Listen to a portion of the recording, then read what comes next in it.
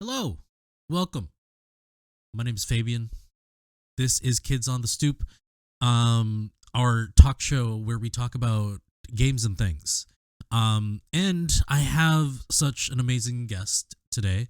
Um, you know them as Hoshiro from uh, Sun and Chains. Almost forgot the title, and also the dreaded David Min in Midnight Rush. Kai, Kai, please tell us more about yourself. How did you God. get into TTRPGs and stuff?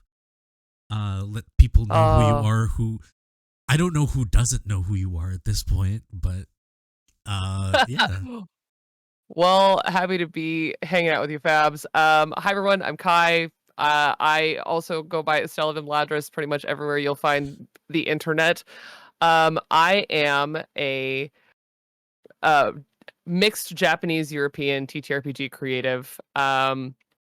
And I, I got into TTRPGs twice. The first time is kind of a false start. I was in high school, I had undiagnosed ADHD and a very tolerant older brother who let me try and learn Hunter the Reckoning with him. Okay. I was really bad. I was like, especially because it was like 1E Hunter the Reckoning. I was really bad. I cannot express this enough. I was just laughing with him about this like 2 days ago. That was like, I can't believe you let me do this because I was terrible. And the same thing goes for I was playing Magic. I was bad at Magic. ADHD in my childhood. It would have really helped to be diagnosed earlier. It wasn't that long Of after, course. but needless to say, I didn't have the attention span for TTRPGs. And then jump cut to like over a decade later.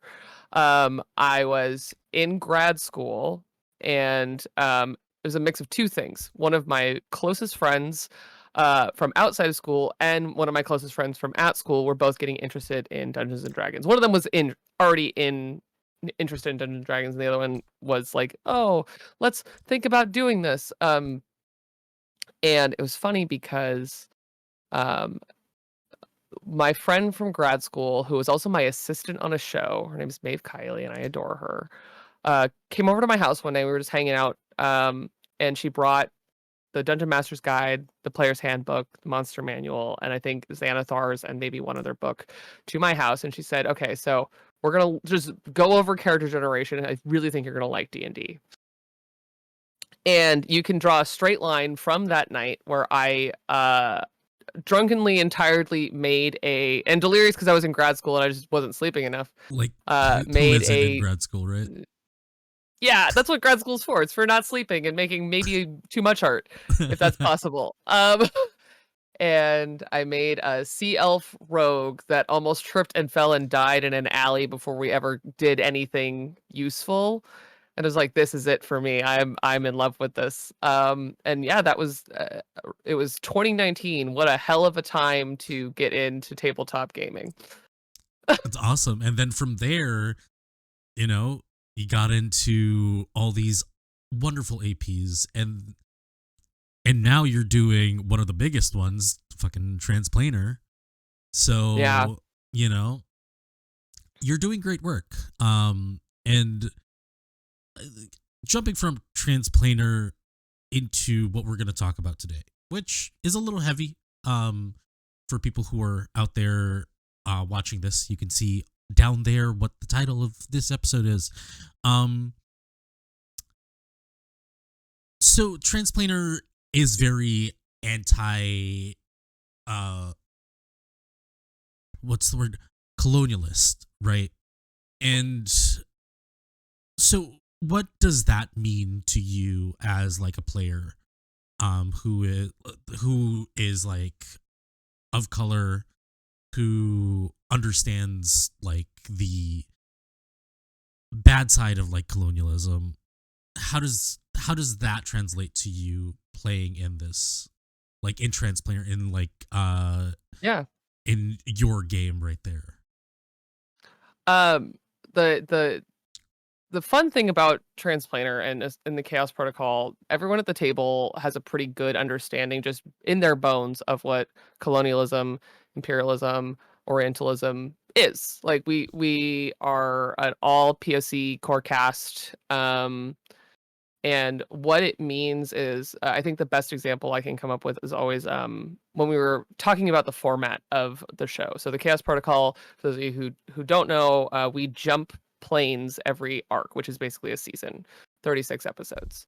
And when we do that, we change game systems, we change planes of existence, because we are a multi-dimensional, multiversal, like jumping team of special agents, basically.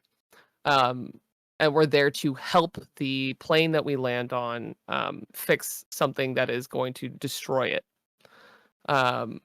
And when we were talking about like how to do that in a non-colonial way, one of the first things we were talking about was like, how do we do this without saying we are the voice of authority coming into someone else's space, telling them how to fix their lives and fixing it for them?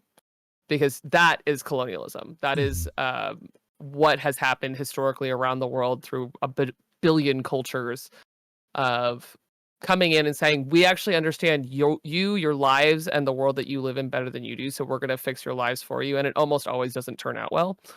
And so the idea was that our core cast of agents would go to a plane, befriend a core NPC from that plane, and help them change their world and shape the world that they live in, and like make decisions and do things that eventually do impact the outcome of that plane. But we're in someone else's home, and the goal is for them to save themselves while we help them.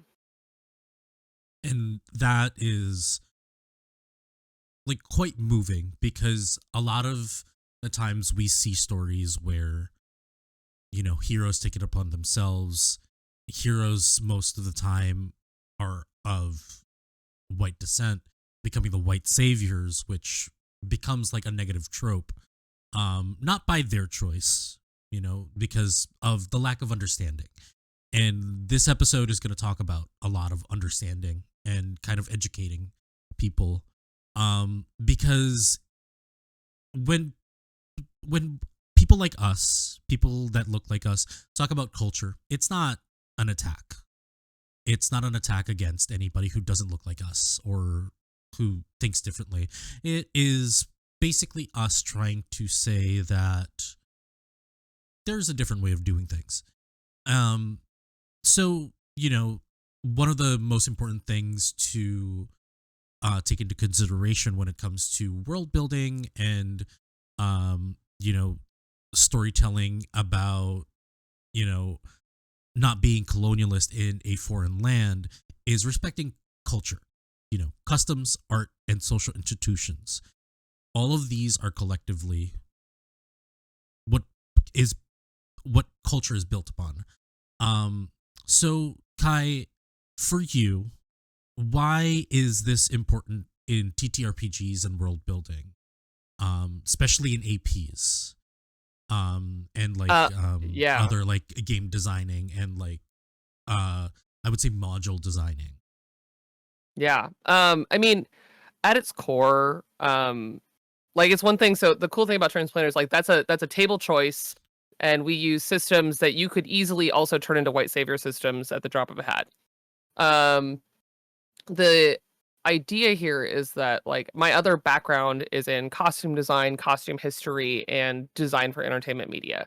And so also having those conversations there about like how do you ethically engage with another culture. And one of the big like ongoing things is culture is made up of the people and the things that they do and how they do them and why.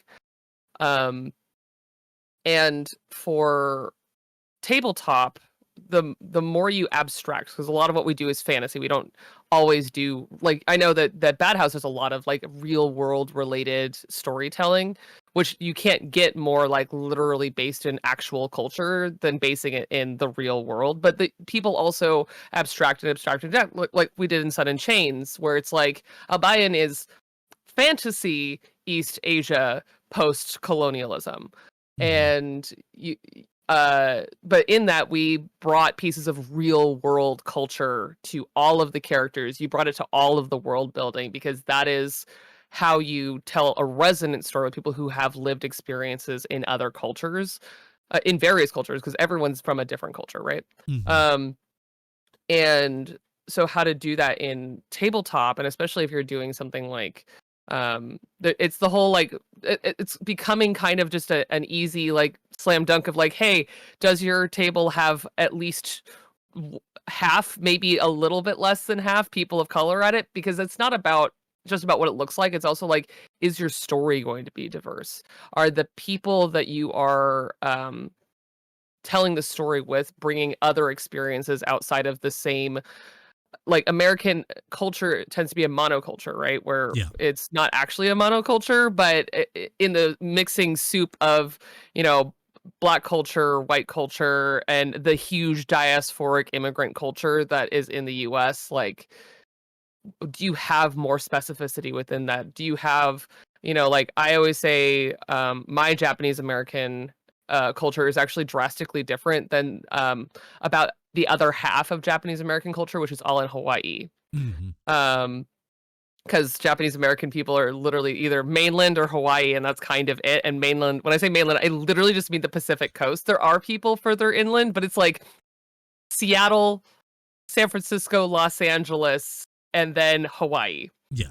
Um, and that touchstone and that cultural tie, like when I meet other people in the space, or I'm using touchstones from my background as a Japanese American, if I go and talk to someone like Christian, like Kappa, or someone like Jien or Kim, who are Japanese American as well, or in I think one of my best scenes I've ever been in all of actual play, where I got to do this really moving scene with Erika Ishii, which was the very first time I'd ever played with a Japanese American at the table before. Um, there's a cultural resonance when you say certain things that we all have shared language and experience with.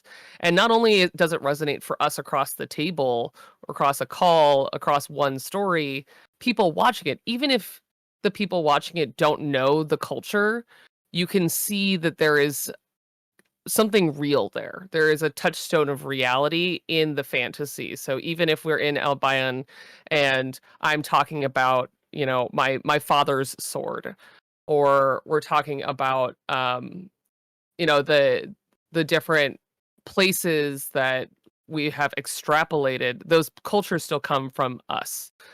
Um and that's always the like truth. People always talk about, like, you can't like remove the author, especially in tabletop and especially in actual play. You can't remove the author from the story that's being told. And so, like, going back to Transplanar, like everything we do on Transplanar is Chinese in some way because Connie is Chinese. Everything we Yes. do in the Chaos Protocol is Indian, is specifically Tamil in some way because Val is Tamil. Mm-hmm. Um, Everything we do in the Chaos Protocol has a huge influence of Black culture because Sam is Because Sam, Black, yeah. and specifically Black American. And so that Black American culture is very resonant, and everything we do in it has Japanese American in it because I am Japanese American. And those truths, we make an effort to like really show them. So we had a second line from specifically New Orleans Black culture in an episode 2 arcs ago, an arc ago, something like that. But and that was a conversation not only of us above the table talking about what that means and how to honestly portray it from the person whose culture it's from, but also we have a dramaturg, C. Thomas, who also is very learned in these things, and we get the education so that when we engage with it, with the invitation from Sam, with the invitation from the culture to engage in this kind of cultural resonant storytelling, it makes it better. It makes it more rich. It makes it feel real, because otherwise you're making it up from whole cloth. Yeah. It'd be like creating the biome of the planet that you are designing for your TTRPG, for your actual play, for your setting guide, whatever it is. Um, Whereas if you at least start by drawing on things you know and understand, they would say like write what you know, and especially in TTRPGs and actual play, that is the best advice.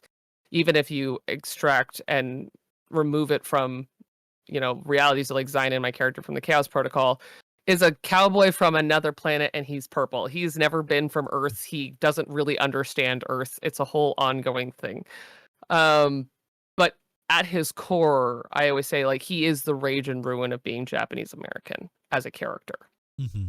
Um, because not just because of me, but because I put a story from my family and my culture into him of the loss of being Japanese American, having survived World War II. And so, like, that is a part of the story, even if textually he has no idea where Japan is or Yeah. what it is.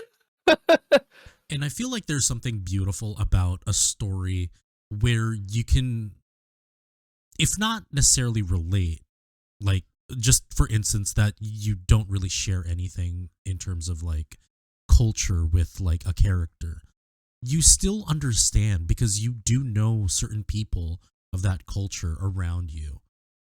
So it kind of multiplies and amplifies what kind of story you're trying to tell, knowing that it can happen, it can be real. And I think that's the beauty of like transplanar. I mean, like you said earlier, based on like the storyteller, definitely their culture rings true.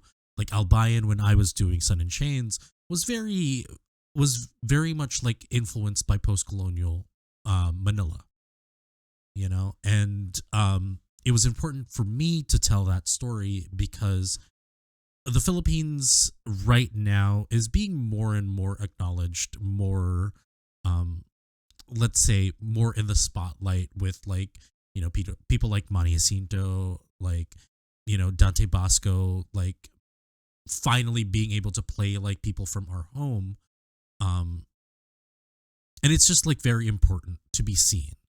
um Now, going back to writing what you know, there is a harmful thing that happens when you try not to, and we've seen that a lot in Asian stories. So maybe you can enlighten a lot of people um to what Orientalism is and why is it harmful.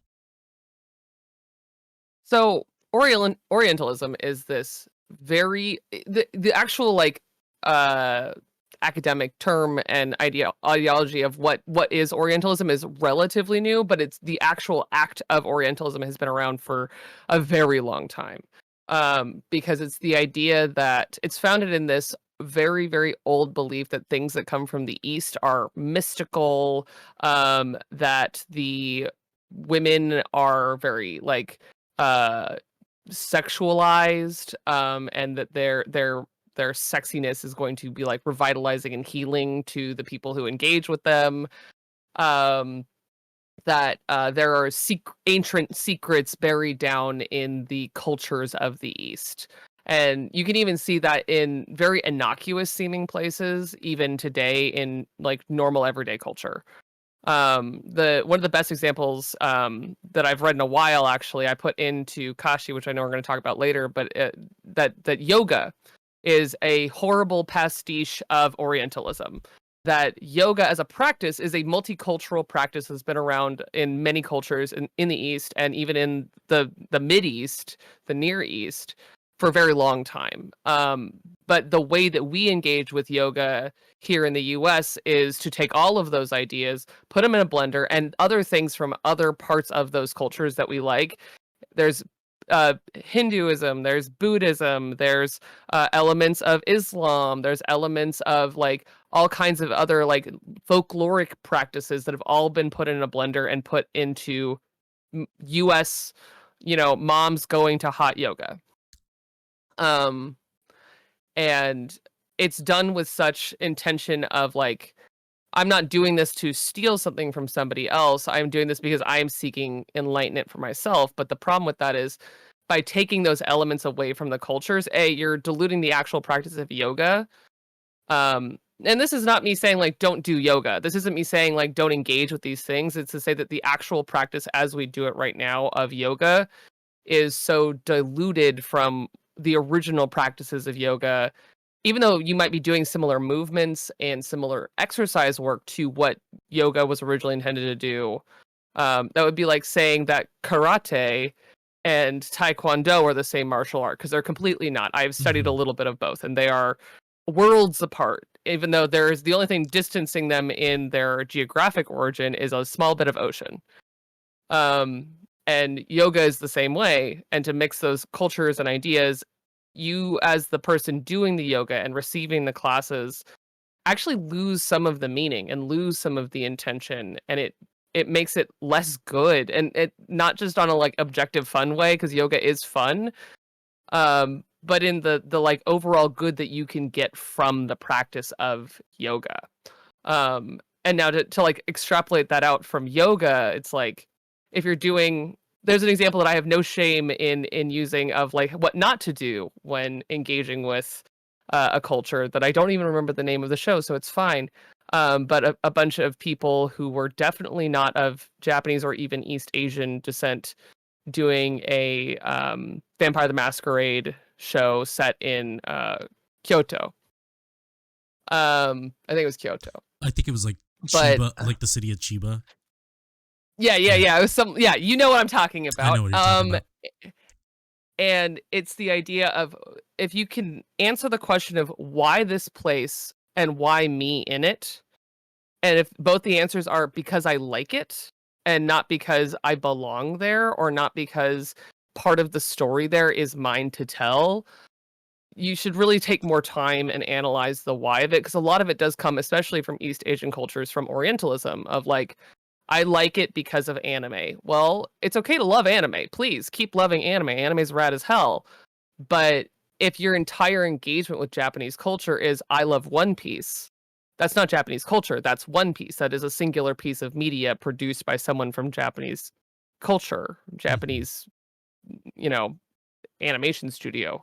And it's the removal of the human element. So all of this started because the extreme proliferation of Ghibli inspired media, and it's not just in TTRPGs, it's everywhere. It's everywhere. But Yeah. when people say Ghibli inspired, it is the most neutered and misunderstood version of what that could possibly mean. Yeah. Because like for me as a Japanese American, I see them as these stories of deep longing and sorrow from growing up under a war, under an imperial rule in a country that has faced multiple deep economic slumps and has been demoralized and demilitarized and has had some of the greatest harms done in the modern world to it. And that's what I see when I see the like pastoral longing, when people say like, oh yes, picturesque Studio Ghibli storytelling. It's like those are told out of longing, and if you remove the why the longing is there, you're not doing Studio Ghibli, you're doing a pastoral fantasy that frankly right now in Japan in particular is like almost right-wing propaganda. And so to remove the why of it, and the Japaneseness of it is like saying that Godzilla was actually originally invented out of the fear of the Japanese of the nuclear bombs, because the nukes had fallen and they were trying to grapple with this existential fear. So part of the embodiment of that is Godzilla, which is one of my favorite pop culture stories of all time, and it's why like Godzilla Zero, or Godzilla, the Like movie that came out like last Shin year. Godzilla, I think, is what you're talking about. Yeah. Yes. That's why it was so cool and important and resonant was, and the reason why people were so taken by it was because it was Japanese people telling a very Japanese story. And like the original movie is campy, like old school Godzilla stuff is really campy, but there was intention behind it that even if you never knew that until today, until this moment, like you know that there's something in there, that someone made this with so much purpose. And so when we made Godzilla movies to just shoot at the big monster, I was like, wow, this is really empty. And a lot of those movies were really bad. I mean, like, so yeah, like certain media that is Ghibli-esque. I mean, like Grave of the Fireflies. That is a perfect example of like telling a story about like experience.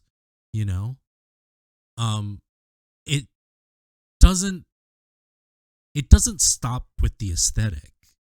The aesthetic is there to present it in a way that is more digestible, because it is a horrific time that they're portraying. So yeah, like I completely, like, it's quite perfect how you kind of like explained the delusion, like the diluting of culture based on just, picking, like Western cultures picking and choosing what they want from something and not necessarily claiming it, but kind of grinding it down to a baser form that isn't recognizable of the culture that they got it from.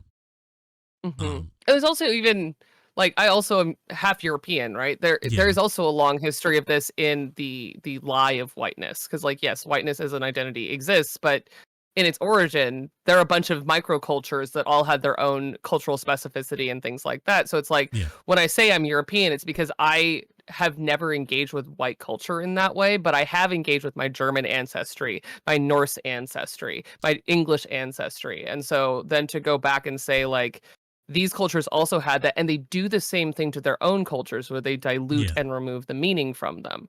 Hmm. Um, and it's not but in Orientalism, it's also done with the harm of great distance and fetishization and exotification.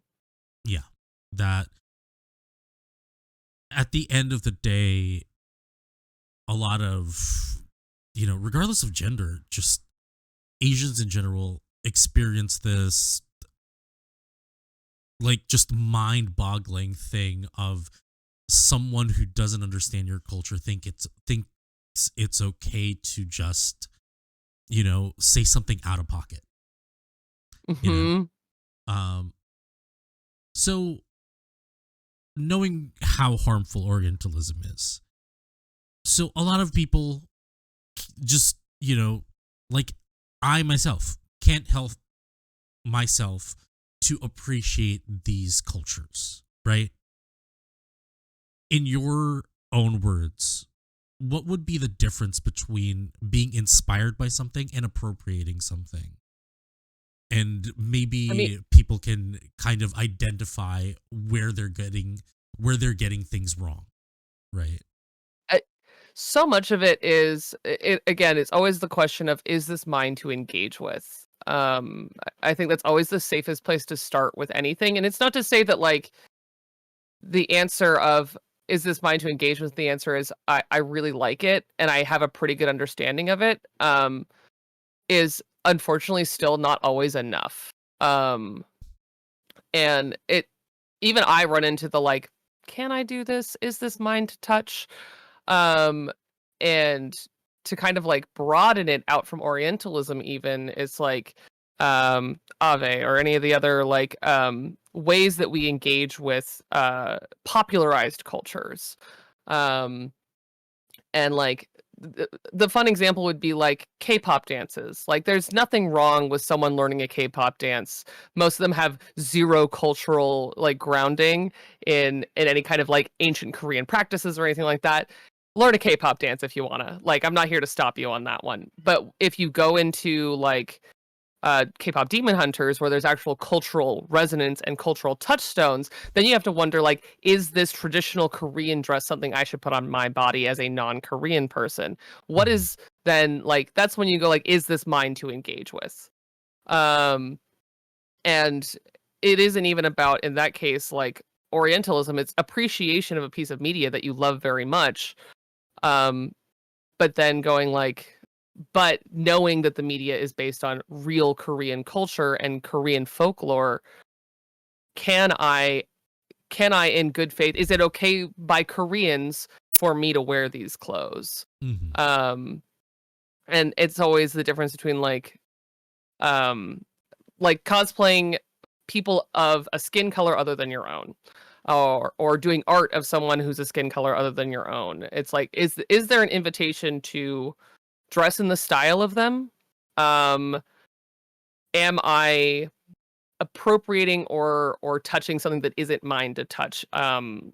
Like there's a whole there in the before times in the way back machine because I am secretly old. Um, the time before people understood that you can't just confine people in cosplay to only dress as their ethnic heritage because people like me would literally not be able to cosplay anything. And then on top of it, we want to invite people who are underrepresented in the media that they're consuming. So like, you're going to tell a Black anime fan that they can't cosplay a character from anime? No, you're not. You shouldn't. You shouldn't. Um, and the same goes for like brown people, and like then it also extrapolates further into like fat people and disabled people. The problem there isn't the costume. It is, don't change your skin color to look like a character that you aren't. And that would not necessarily be appropriation or anything, but it would be a bad thing to do based on appreciation of a piece of media. And so the fine line is always to ask yourself, like, what are the connotations of me, a person, doing this thing? Me, who I am, engaging in this thing. Yeah. And I always say, like, if it is historically cultural, spiritual, or there's one more, or like sensitive. So like there's disability culture, but there's also, they have the right to be particular and sensitive about what things people engage with within disability culture.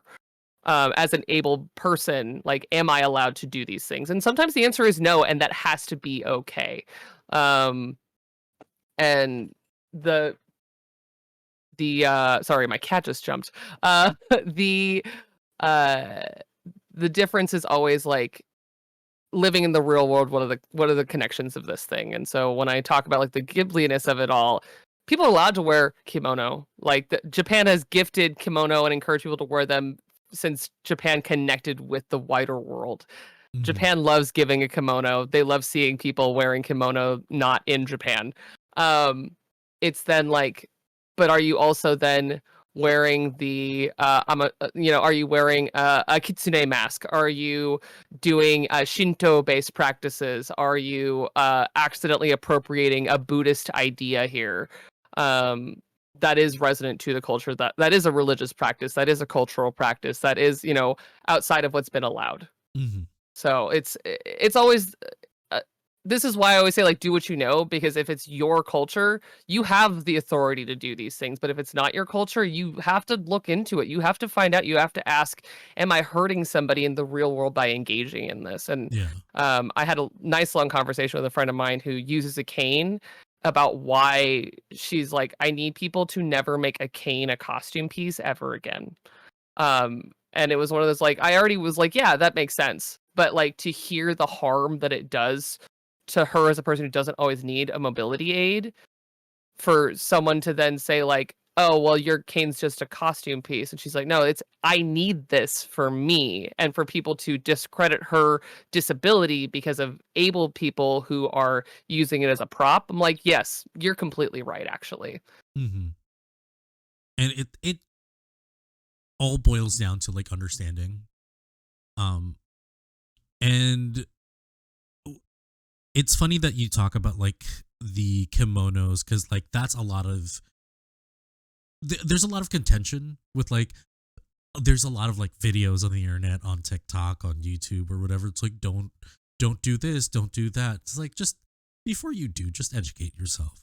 Are you like, one more thing I would say is like, are you wearing a kimono that is made by a Japanese person who knows what goes into making it, or are you wearing a kimono that you got from, yeah, well, and also, yeah, just know that if you're wearing a kimono and you're wearing it badly, and you encounter someone who, even more like, I'm fourth generation American, I cannot put on a kimono correctly, and I wouldn't put one on and show myself to a Japanese person who understands how to wear a kimono without having someone help me, because the amount of, it isn't even about being rude or appropriating at that point. I'm like, I don't want to get judged, and I will get judged.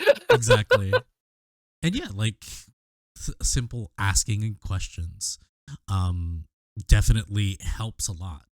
To follow up from that question, so what would be the best way to interpret inspiration?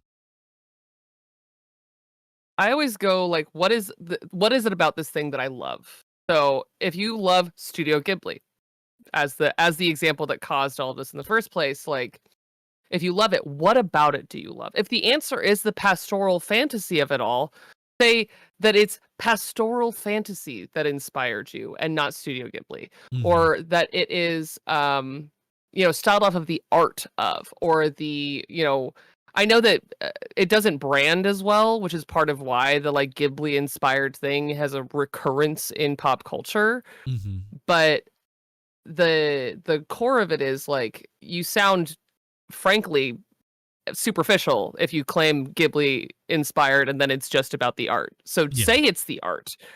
Um or if it's about folklore, be inspired and then hire people who know the folklore. Um or if you're inspired by an anime and you go like, well, I think I understand where the line is on the Japanese culture of this anime versus just like Gundam, like you're doing mechs. Okay, be inspired by the mechs of Gundam. I'm not going to say that those are culturally specific to Japan. They're Mhm. giant mechs who have never existed. Well, I take it back. They have existed in the real world, but that's a whole other thing. uh, but like that is media that is not culturally driven, down to like being inspired by mechs as an idea. I was having a conversation about Pacific Rim the other day. Like Pacific Rim, Mhm. yes, is inspired by Godzilla, is inspired by mecha anime, is inspired by a lot of things that are very driven by Japanese culture. Mhm. But overall, they obviously worked with people who actually know Japanese. One of the main cast is Japanese, and she is very outspoken about Japanese culture. But also, the biggest missteps in that is that they clearly didn't also have a Russian cultural consultant in the first movie. Yeah. And the worst stuff in there is also the Cold War element of Pacific Rim, which I love. I love that movie, but it has some bad culture stuff in it. Yeah. Um, and but that is a good example of at least being inspired by mecha anime and kaiju and all that stuff, and being done with love and reverence for the source material. And a lot of it does boil down to, if you're borrowing from another culture, ask and pay someone from that culture to help you understand if you're Yeah. making money on it. If you're not making money on it, like, do it with respect. If you have the ability to ask and it doesn't require a lot of labor from the other person, Yeah. then like, yeah, ask somebody. But the moment that money is involved, this is where it gets really sticky and strange, especially in actual play where we all share the same $20 bill. Yeah. um eh, the safest answer is to do what you know, not just because it's safe and you don't have to do all this other legwork, but it's also that you're not asking for like labor from someone from that culture. So like, um one of the reasons why a lot of the cultures that are asking for people to stop appropriating don't have big resources about like why you shouldn't appropriate their culture is because it's a lot of work and time and education to make those things. Yeah. And so it's why we always say like, and if you're an ally, you can help by educating yourself and other people. uh because it takes work, and it takes sometimes it's exhausting work depending on like how small of a minority you're from. You might be the only person in whatever circle who can speak with authority on that culture, and it's like, well, that's exhausting to be like the only Palestinian in a world where Yeah. people. I would love a world where people wanted to make Palestinian art. If you were the only Palestinian person that people knew in your art circle, like that could get exhausting really quickly. And it might Exactly. be fruitful and beautiful, but also like, where does the labor of just being the token person end and the actual art and creation begin? Mhm. Um and so inspiration is wonderful, but if you can extrapolate and boil down exactly what you like about it, I always say, what's the tiny wooden baby inside? If you ever saw Legend of the Guardian or Legend of the Guardians, one of them's the owls, the other one is the one that has Santa in it. The one I'm talking about is the one with Santa in it. Yeah, the Animated Guardians, movie. yeah. Gahul Guardians. is the one with just the owls. Yeah, yeah, yeah. You get me. You hear me. I Of always say, like, what's the course. tiny wooden baby inside of your inspiration Yeah. of the thing that you like? Yeah. Cuz at the end of the day you can always dissect something and see something within your own culture even, right? Um like like if you look at a lot of like going back to Del Toro, right? Pacific Rim, they also did Pan's Labyrinth. Oh, A lot of oh. the stories from Pan's Labyrinth were taken from German folklore, from other folklore, but it was told in a story that was through the lens of Spanish history, right? It was during the war. You can always take something that you appreciate, and as long as you understand why you appreciate that thing and what it is you're appreciating about that thing, you can always drag that out and find something of your own to morph into that thing that inspires you. It's not always like cut and dry of like, this inspires me, so this is what. If it like Kai said, if it's the aesthetic, then be clear with that. If you're clear about that, nobody's gonna say, hey, don't do that. Because let's be honest, like, we all want to live in a fantasy world that is as beautiful as, like, what Miyazaki creates, right? And another thing too is like definitely getting people involved. Not like, you're not going to be perfect all the time. And so is that person. And knowing that mistakes can happen, I think that is one thing that people like us can appreciate, because you're doing the work. You're doing the legwork. You're basically doing the heavy lifting to make sure that people like us, or people whoever look like whoever, who you're getting this cultural like inspiration from, understands that you actually appreciate it, and that you are not taking it just for the bag, Yeah. which has and been specifically, happening. cultural consultants are not creatives.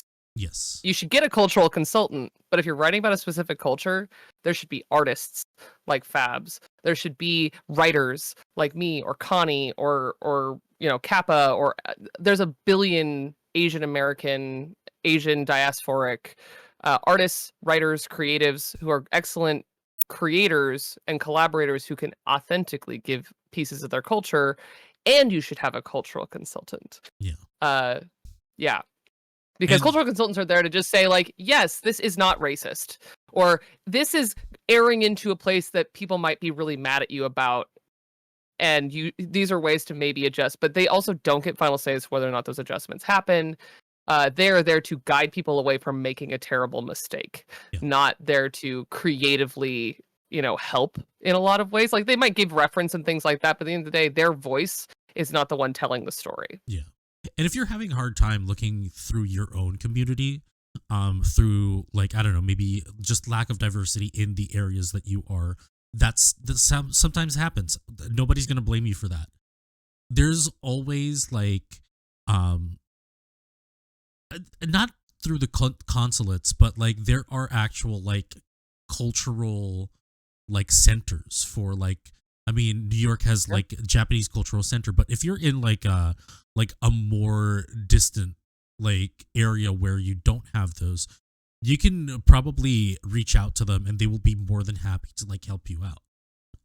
Well, and there's cool places like here in LA. I'm spoiled for choice on microcultural centers and things like that. But there is also just like hobbyist clubs of the whatever. If it's a hobby, there's probably a hobbyist club attached to that thing, probably with people of that background somewhere associated with it, unless it's like really small. And then you can always ask people like at schools and universities. There are like cultural centers at universities and schools, and a lot of them will answer really like straightforward, like, "Hey, I'm looking for a student to work with that I'd love to pay," or something like that. A lot of them will actually help you do that outreach. Yeah. Moving on to resources. Kai did a wonderful thing as soon as this whole this whole Ghibli thing happened, where Kai created a space called Kashi. Um, Tell us more about Kashi. We already know what sparked it, but tell us more about the experience of creating it. Maybe a little bit why you created it and what you hope people will take from it. Um, yeah. Yeah.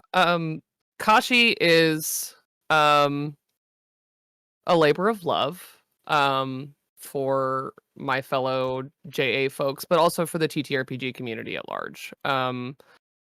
The heart of Kashi is an ask.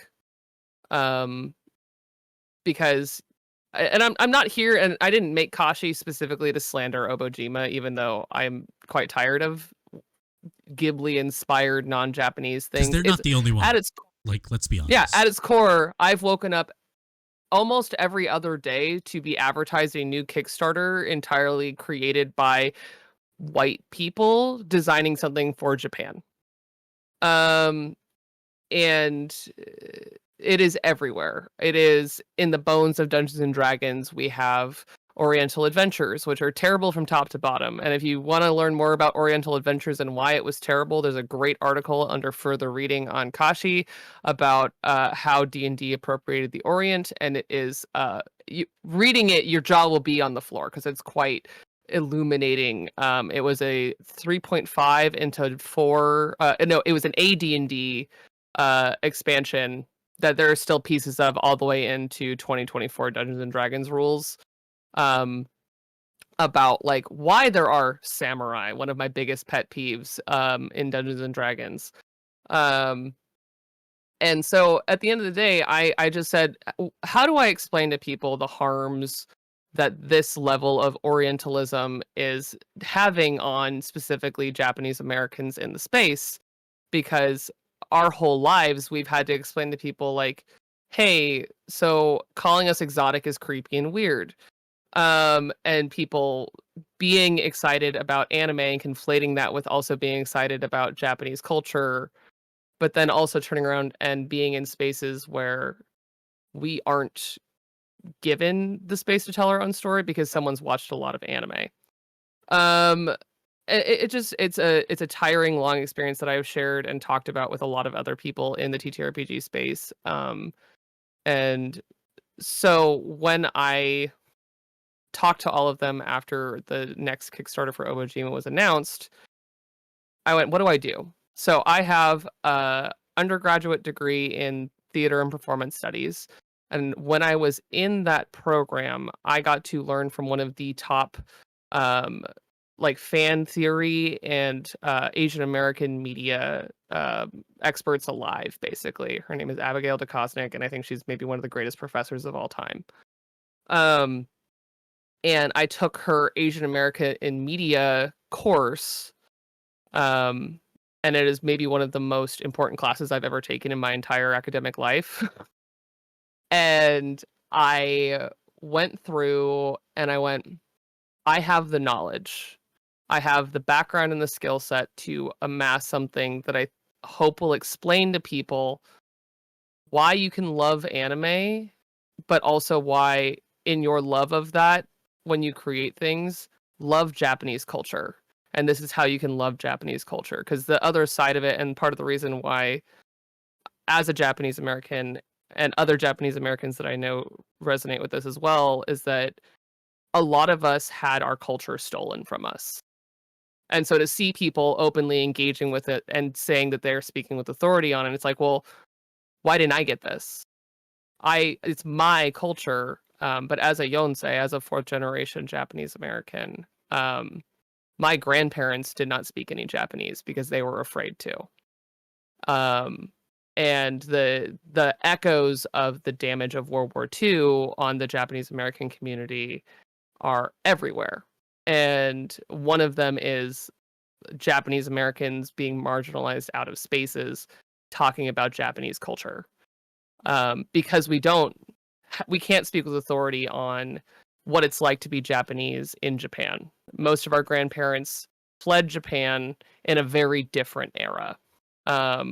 My my ancestors, all from Japan, came here before the early 1900s, before World War One. So like I have very little connection to the actual island of Japan, and a lot of my Japanese heritage comes from my community here in Los Angeles, my family, and other Japanese Americans that I know. And everything that I know now is because I took Japanese classes. I did a lot of like study and research into Japanese culture and history, and have known people who are actually like from Japan and things like that. So that's where my learning comes from, but it comes secondhand. And we want to be involved in telling our own story. And the reason I specifically bring up both here and on Kashi, like Japanese Americans, is because all of these games are largely being made in America or with American creatives. And while there are a lot of Japanese based media that is being made, so even like Avatar the Last Airbender is anime inspired, and I don't hate that. I don't. And they have a lot of amazing East Asian creatives that have worked on it. No shade on Avatar, but when everything is Avatar and you do the math on the percentage of Japanese people who are getting employed on these projects and working on these things, it's like less than like 0.0005 or something like that. It's so small. And when we are in the spaces where these stories are being told, where there are Japanese creatives, where there are Japanese TTRPG designers, performers, etc., and aren't being invited to the table to tell our own story, it is salt in an old wound at this point. And so I made Kashi because I can explain this, and I love talking to you, Fabs, and all of you who are watching about this, but I'm just a little guy. I'm just me. And I can only do so much. And I also, like, I know that I have my lived experience that is small. And so I said, how do I explain this in a way that I'm using other voices to explain it? I have my thesis statement on why Kashi is important and why I made it. But at the end of the day, I found articles explaining why my point of view is the way it is, and talked to the other JA people that I know in the space and said, what do you think is important to go into this document? And the point is that this is I was joking with Kim from 5 GMs and a Halfling, 5 GMs in a Trench Coat, because she's always like, I'm tapping the sign again. Every time a new Japanese inspired thing comes out, she's like, I'm tapping the sign, because the sign is, hey man, gotta stop doing this. We need to be involved in the story, or you need to stop doing this entirely. And I said, now when you tap the sign, a pamphlet will fall out, and that pamphlet is called Kashi. It's the sign, but here's why. Here's why the sign. And also not, and kind of to expand it outside of Japanese culture, because this happens with Korean culture, it happens with Chinese culture. Just my lived experience is Japanese culture, and I know that all of these other diasporic creators also have marginalization from within their stories. And as especially like Korean culture becomes more popular, as Sengxia and all these other Chinese pieces of media become more popular, there is more and more desire for TTRPGs and things like that created about them. And sometimes they're Nine Heavens Press, which is amazing, who does a lot of work with with Asians of various backgrounds, telling stories about their backgrounds for Dungeons and Dragons and stuff like that. And so to be able to say, like, there are two sides. One of them is a creative team of almost entirely people either who are European or based on European heritage, who have no actual like lived experience tied to Japanese culture, or there is, you know, Undying Corruption, which if you look at the list, it's like all East Asian diasporic creatives or people who are actually from those East Asian cultures directly, telling stories about their cultures. And there is a middle to that, which is, collaborating and telling stories with a blended creative team, with permission, care, and love. But the one that's entirely people outside of that creative team at this point has become exhausting for Japanese creators, and it makes us feel hopeless in a lot of ways. So I was like, let's take an action. And I love the TTRPG community. I don't want people to keep falling into this trap. And so this is me saying, like, hey, I love you all. here's a little bit of reading as to how you can help me continue to happily engage with the TTRPG space. Yeah. So that we don't have another Chiba by Night or whatever that was. Yeah. I mean, there were like several ones, like something about ninjas, Mhm. but it the thing about the reason why Kashi's so important, like as somebody who's not Japanese descent, it's because this happens every single time to different cultures, regardless of whether it's East Asian, Southeast Asian, South Asian, even like African American cultures experience this. And it's simply us asking to, if not us, someone who shares an experience with us, to be involved, to tell their story, and to not romanticize something that could be traumatic or could be hurtful. It's just a simple ask. And you And did. to help tell a better story. Yeah. And The you end product will be better. loads better. And you did a wonderful thing. And it's not to tell people you shouldn't do these things. It's telling people you should involve the people that inspire you in these things, because that's going to make your story, your book, your game all the better. We are going a little like a few minutes over time, but we can cite examples of representation, but that might take a lot longer. Let's go for like the GM side real quick, just to like Yeah. kind of give them, especially people who want to get into like actual play, and who are inspired by like maybe Transplaner or like other shows. What can GMs and storytellers do to avoid appropriation, and try to, apart from like obviously you know inviting people in, is there anything else that they can do? I mean, play games that also suit this. So like, there are good examples. Like I was talking about Undying Corruption. Yeah. Pathfinder has Tianxia. There's quite a few that are out there. I will say there aren't any good Japanese ones that I would recommend, which is really sad. I'm sorry, but like if you're playing those systems, what's in them was given as a gift and as an invitation to engage with those cultures. Go play Coyote and Crow. Go play, when it ever comes out, the motherland from the Motherlands game. Go play games that are written by people from those cultures that are an invitation to engage with those cultures, because that's exciting and cool and beautiful.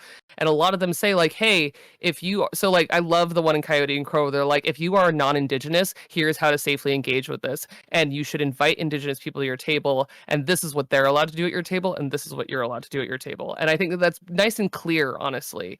um and so play games written by diverse creatives, invite diverse storytellers to your table, but also like always go back and ask your question of why me? If you're a GM, or if you're a producer or whatever and you have a particular thing you want to do, always ask like, am I the person to tell the story? Have I been given permission by a game system, by whomever, to tell this story? And so then I don't see a problem with you know, a a group of I'm going to say a group of friends offline playing like Undying Corruption that are none of them being Korean. If Yeah. you're doing it on the internet for pay or for interaction, engagement, whatever, maybe consider actually having East Asians and specifically Koreans involved in that story. But if you're just playing for fun at home, like the best things you can do is play games that are gifted to you by those cultures. Um, Watch and learn people from those cultures before engaging with those things. But at the end of the day, like I always say the best resource are the actual people. And Mhm. so if you're excited and interested in engaging with those cultures, do what is given and have a good time with it and explore it with curiosity and wonder instead of exoticism. Um, Exoticism has become for me like a line at tables. I don't even like that word. Like saying it makes my skin crawl a little Yeah. because exoticism is not uh, uh, at its core, it is not an appreciation as a peer. It is a objectification and a desire within that objectification because it is other, because it is different. Whereas you can appreciate love and see as a peer a culture, a piece of cultural resonance, that kind of stuff, and do it because it is beautiful and fun to engage in. Mhm. Um, so, and if you're GMing any of these things, also invite your players to engage with it in the same way. And in your zero sessions, explain like this is what the book says we should do to engage with these cultural things. Yeah.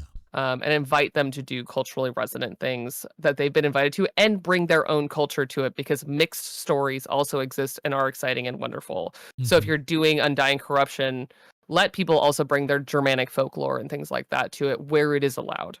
Yeah. And I think uh, like my answer would, like, just to add to that, is if you're watching a piece of media, more than likely there is an interview, there is a commentary track that is out there. If you can find that, if you really want to be inspired by something and make something that is from, like, I don't know, some movie or some like cartoon, there is going to be the creator explaining what they were thinking, what they were experiencing, that they wanted to put on the page when they were writing that. So I think, exploring more of the work rather than just taking it at face value is really helpful. Um, but yeah, Kai, this has been a wonderful hour. This I can like I hate watching the watch, but I didn't want to take too much of your time. But let's tell everybody where they can find you apart from Transplaner and whatnot. And the robust backlog of Bad House, which you should definitely go check out as well. Um, I'm haunting that house. That's my job. Yes. Yeah, you can find me, as I said, everywhere is Estelle Vimladris. You can go to estellevimladris.card.co where you can find out all the stuff I'm doing. I am a TTRPG performer, game designer, consultant, costume designer, and independent streamer now. No shortage of hats for me. So you can find me every week over on my channel, Estelle Vimladris, on Twitch, where I do two shows. One of them is called Seems Right, which is a show entirely about costuming and storytelling, where I do a lot of this, where I talk about, subjects that'll help you tell better stories and hopefully fun things as well. I've built characters from scratch with my community live on stream and talked about like how to build fun characters for story first. Sometimes they still end up being min-maxed, even if you try not to. And also like I did a seems right about like why I took up this crusade, and also like fun other stuff about like inclusivity, textile art, you name it. It's kind of a freewheeling. Hello, I have a master's in costumes and love talking about storytelling. And then the other one I usually play game. Right now I'm playing Thousand Year Old Vampire. I'm playing a Japanese Thousand Year Old Vampire named Saku. Thousand Year Old Vampire goes hard anytime if you love Bad House's various World of Darkness based games. You'll probably also enjoy my Thousand Year Old Vampire playthrough.